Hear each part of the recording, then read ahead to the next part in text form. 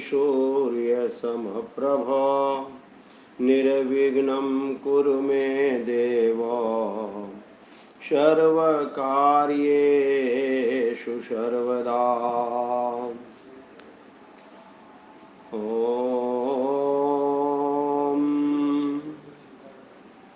गजाननं भूतगणाधिसेवितं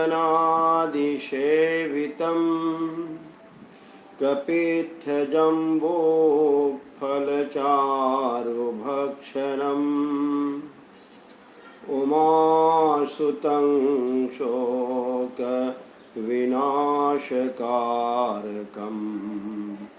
नमामि विघ्नेश्वरपादपङ्कजम्। ॐ सुमुखश्चैकदन्तश्च कपिलो गजकर्णकः लम्बोदरश्च विकटो विघ्ननाशो विनायकः।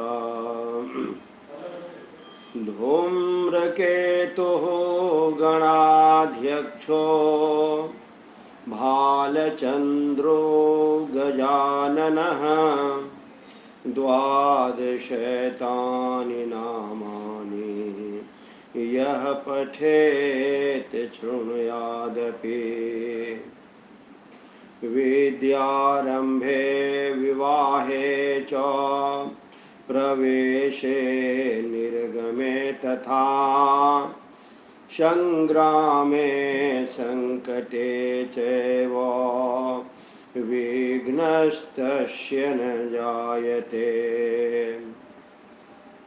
शुक्लां वरधरं देवं शशिवर्णं चतुर्भुजं प्रसन्नवदनं ध्यायेत् सर्वविघ्नोपशान्तये।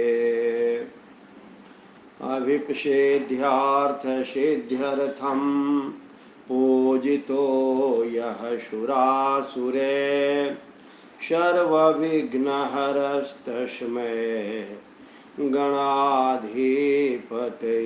नमः। जय गणेश जय गणेश जय गणेश पाहि मां। जय गणेश जय गणेश जय गणेश रक्ष मां। जय गणेश जय गणेश जय गणेश पाहि मां। जय गणेश जय गणेश जय गणेश रक्ष मां। जय गणेश जय गणेश जय गणेश रक्ष मां। जय गणेश जय गणेश जय गणेश पाहि मां। जय गणेश जय गणेश जय गणेश रक्ष मां। जय गणेश जय गणेश जय गणेश रक्ष मां। जय गणेश जय गणेश जय गणेश पाहि मां। जय गणेश जय गणेश जय गणेश रक्ष मां। जय गणेश जय गणेश जय गणेश रक्ष मां। आप सबों को गणेश चतुर्थी की हार्दिक शुभकामनाएं।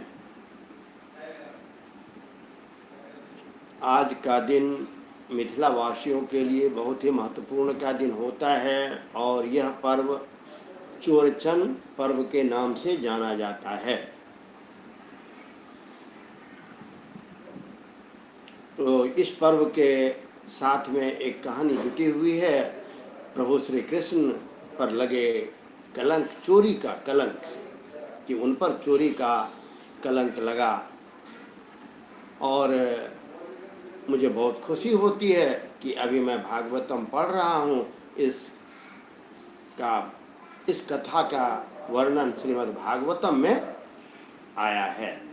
तो आज मैं कोशिश करूँगा कि संस्कृत सह हिंदी दोनों के साथ साथ चोरचन की कहानी, इसके साथ इसमें जो एक श्यमंतक मणि की कहानी आती है, जिस मणि की चोरी का आरोप प्रभु श्री कृष्ण पर लगा था, और फिर जाम्बवती और सत्यभामा के साथ प्रभु श्री कृष्ण का विवाह होता है, इसका वर्णन इस कथा के साथ में है। प्रभु श्री कृष्ण की कृपा बनी रहे, मैं उन कथा का वर्णन कर सकूं।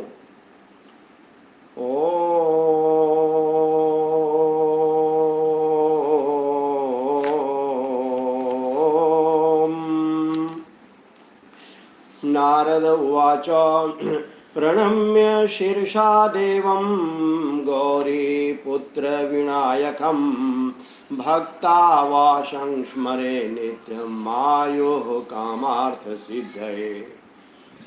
प्रथमं वक्रतुण्डं च एकदन्तं द्वितीयकं तृतीयं कृष्णपिङ्गाक्षं गजवक्त्रं चतुर्थकं लंबोदरं पंचमं च षष्ठं विकटमेव च सप्तमं विघ्नराजं च धूम्रवर्णं तथाष्टमम् नवमं भालचन्द्रं च दशमं तु विनायकम् एकादशं गणपतिं द्वादशं तु गजाननम् द्वादशैतानि नामानि त्रिसन्ध्यं यः पठेन्नरः न च विघ्नभयं तस्य सर्वसिद्धिं करं प्रभो।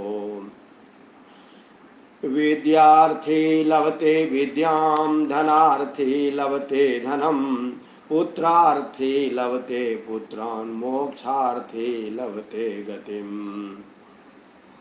जपेद गणपति स्तोत्रं षड्भिर्मासे फलं लभेत संवत्सरेण सिद्धिं च लभते नात्र संशयः। अष्टभ्यो ब्राह्मणेभ्यश्च लिखित्वा यः समर्पयेत् तस्य विद्या भवेत् सर्वा गणेशस्य प्रसादतः गणेशस्य प्रसादतः। जय गणेश जय गणेश जय गणेश पाहि मां। जय गणेश जय गणेश जय गणेश रक्ष मां। जय गणेश जय गणेश जय गणेश रक्ष मां। ॐ वसुदेवसुतं देवं कंसचाणूरमर्दनं देवकी परमानंदं कृष्णं वंदे जगद्गुरुं। कृष्णं वंदे जगद्गुरुं। अथ श्रीमद्भागवतं महापुराणं दशम स्कन्धः अथ दशम स्कन्धः अथ षट्पञ्चाशत्तमोऽध्यायः। श्यमंतक मणि की कथा, जाम्बवती और सत्यभामा के साथ श्री कृष्ण का विवाह। श्री शुकवाच सत्राजितः स्वतनयां कृष्णाय कृतकिल्बिषः श्यमंतकेन मणिनां स्वयं उद्यम्य दत्तवान्।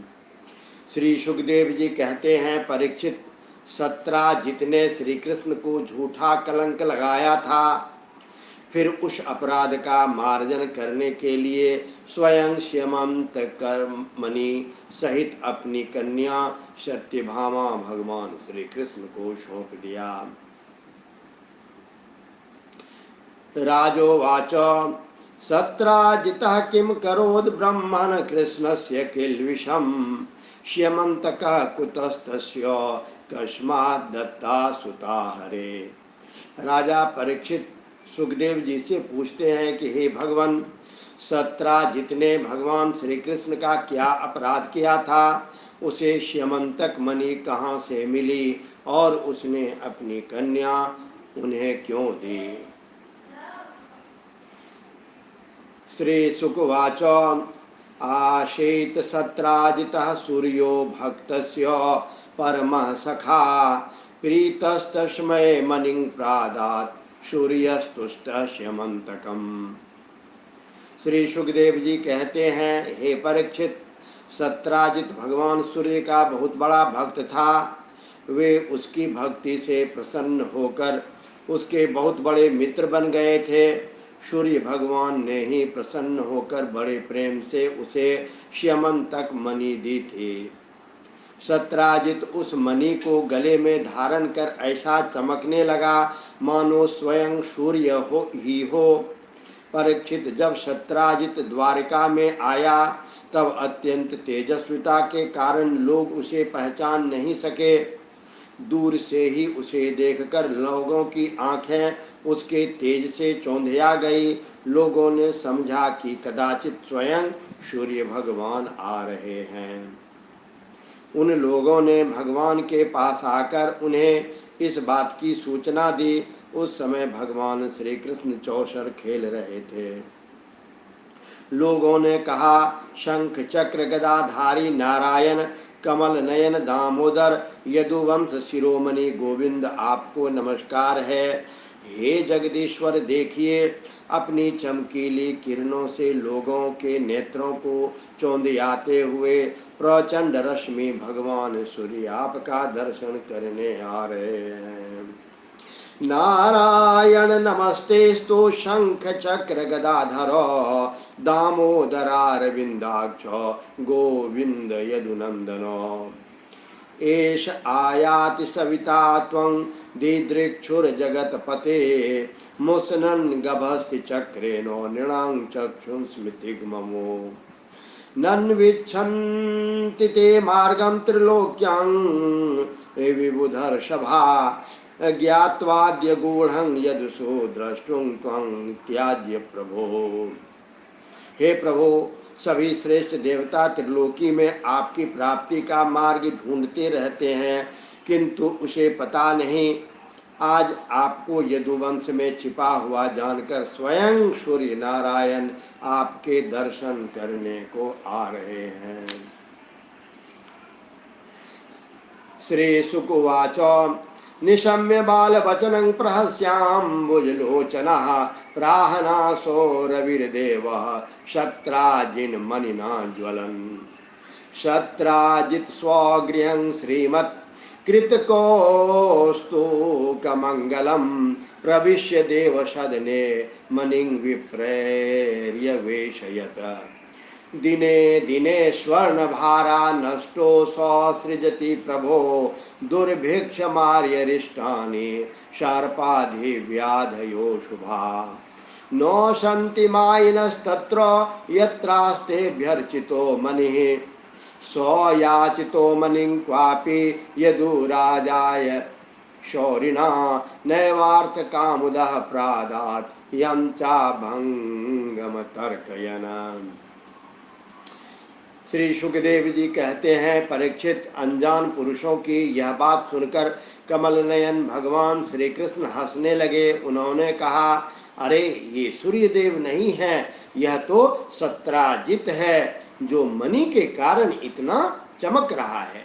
ये कौन है? यह तो सत्राजित है जो मणि के कारण इतना चमक रहा है। इसके बाद सत्राजित अपने समृद्ध घर में चला गया। घर पर उसके शुभागमन के उपलक्ष्य में मंगल उत्सव मनाया जा रहा था। उसने ब्राह्मणों के द्वारा श्यमंतक मणि को एक देव मंदिर में स्थापित करा दिया।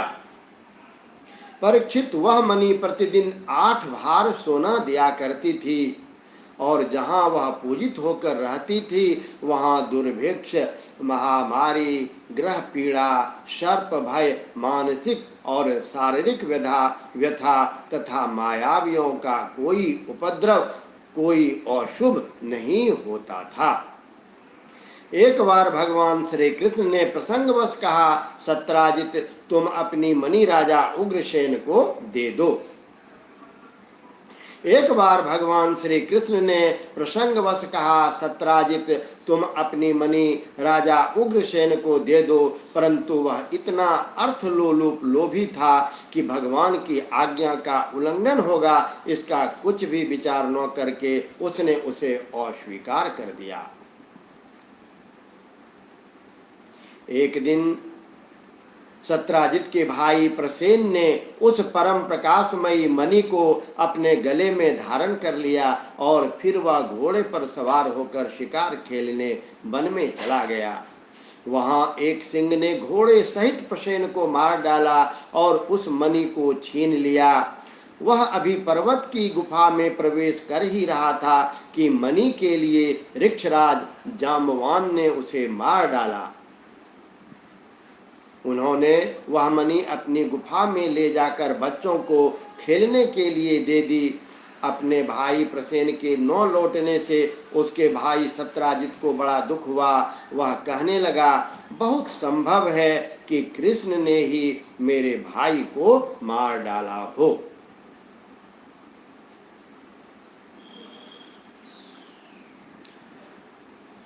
क्योंकि वह मणि गले में डालकर वन में गया था। सत्राजित की यह बात सुनकर लोग आपस में कानाफूसी करने लगे। जब भगवान श्री कृष्ण ने सुना कि यह कलंक का टीका मेरे ही सिर लगाया गया है, तब वह उसे धो बहाने के उद्देश्य से नगर के कुछ सभ्य पुरुषों को साथ लेकर प्रसन्न को ढूंढने के लिए वन में चले गए। हतं प्रसेनमस्वं च वीक्ष्य केसरिना वने तां चाद्रिपृष्ठे निहतो मृक्षेण ददृशुर्जनाः। ऋक्षराज बिलं भीमं मंदेन तमसावृतम् एको विवेश भगवान वस्थाप्य वही प्रजा। वहां खोजते खोजते लोगों ने देखा कि घोर जंगल में सिंह ने प्रसेन और उसके घोड़े को मार डाला है। जब वे लोग सिंह के पैरों का चिन्ह देखते हुए आगे बढ़े, तब उन लोगों ने यह भी देखा कि पर्वत पर एक रीछ ने सिंह को भी मार डाला है। तत्र दृष्ट्वा मणिश्रेष्ठं बालक्रीडकं कृतं हरतुं कृतमस्तितस्तस्मिन् वतस्तेर्वकान्तिके तम पूर्वं नरं दृष्ट्वा धात्री चुक्रोश भीतवत् तच्छ्रुत्वा भयद्रवत् क्रुद्धो जामवान वलिनांवरः। भगवान श्री कृष्ण ने सब लोगों को बाहर ही बिठा दिया और अकेले ही घोर अंधकार से भरी हुई ऋक्षराज की भयंकर गुफा में प्रवेश किया। भगवान ने वहां जाकर देखा कि श्रेष्ठ मणि श्यमंतक को बच्चों का खिलौना बना दिया गया है। वे उसे हर लेने की इच्छा से बच्चों के पास जा खड़े हुए। उस गुफा में एक अपरिचित मनुष्य को देखकर बच्चों की धाय भयभीत की भांति चिल्ला उठी। उसकी चिल्लाहट सुनकर परम बली ऋक्षराज जाम्बवान क्रोधित होकर वहां दौड़ आए। परीक्षित जाम्बवान उस समय कुपित हो रहे थे। उन्होंने भगवान की महिमा, उनके प्रभाव का पता न था। उन्होंने उन्हें एक साधारण मनुष्य समझ लिया और वे अपने स्वामी भगवान श्री कृष्ण से युद्ध करने लगे। जिस प्रकार मांस के लिए दो बाज आपस में लड़ते हैं, वैसे ही विजयाभिलाषी भगवान श्री कृष्ण और जाम्बवान आपस में घमासान युद्ध करने लगे। पहले तो उन्होंने अस्त्र शस्त्रों का प्रहार किया, फिर शिलाओं का, तत्पश्चात वे वृक्ष उखाड़कर एक दूसरे पर फेंकने लगे। अंत में उनमें बाहु युद्ध होने लगा। परीक्षित वज्र प्रहार के समान कठोर घोषों से आपस में वे 28 दिन तक बिना विश्राम किए दिन रात लड़ते रहे। अंत में भगवान श्री कृष्ण के घोषों की चोट से जाम्बवान के शरीर की एक एक गांठ टूट फूट गई। उत्साह जाता रहा, शरीर पसीने से लथपथ हो गया। तब उन्होंने अत्यंत विस्मित चकित होकर भगवान श्री कृष्ण से कहा, जाने त्वं सर्वभूतानां प्राण ओजः सहो बलम विष्णुं पुराण पुरुषं प्रभ विष्णु मधेश्वरम त्वं हि विश्वसृजां सृष्टा सृज्यानामपि यच्च सत् कालः कलयतामि सः पर आत्मा यथात्मवान। हे प्रभु, मैं जान गया आप ही समस्त प्राणियों के स्वामी, रक्षक, पुराण पुरुष भगवान विष्णु हैं। आप ही सबके प्राण, इंद्रिय बल, मनोबल और शरीर बल हैं। आप विश्व के रचयिता, ब्रह्मा आदि को भी बनाने वाले हैं। बनाए हुए पदार्थों में भी सत्ता रूप से आप ही विराजमान हैं। काल के जितने भी अवयव हैं उनके नियामक परम काल आप ही हैं। आप शरीर भेद से भिन्न भिन्न प्रतीयमान अंतरात्माओं के परम आत्मा भी आप हैं। हे प्रभु, मुझे स्मरण है आपने अपने नेत्रों में तनिक सा क्रोध का भाव लेकर तिरछी दृष्टि से समुद्र की ओर देखा था। उस समय समुद्र के अंदर रहने वाले बड़े बड़े नाक, घड़ियाल, मगरमच्छ क्षुब्ध हो गए थे और समुद्र ने आपको मार्ग दे दिया था। उस समय आपने उस पर सेतु बांधकर सुंदर यश की स्थापना की तथा लंका का विध्वंस किया। आपके बाणों से कट कट कर राक्षसों के सिर पृथ्वी पर लौट रहे थे। अवश्य ही आप मेरे वे ही राम जी श्री कृष्ण के रूप में आए हैं। परीक्षित, जब ऋक्षराज जाम्बवान ने भगवान को पहचान लिया तब कमल नयन श्री कृष्ण ने अपने परम कल्याणकारी शीतल कर कमल को उनके शरीर पर फेर दिया और फिर अहेतु की कृपा से भरकर प्रेम पूर्वक गंभीर वाणी से अपने भक्त जाम्बवान से कहा, मणि हेतोरिह प्राप्ता वयम ऋक्षपते बिलम मिथ्याभिशापं प्रमृजन्नात्मनो मणिना मुना इत्युक्तः स्वं दुहितरं कन्यां जामवतीं मुदा अर्हनार्थं स्वमणिना कृष्णायोपजारः।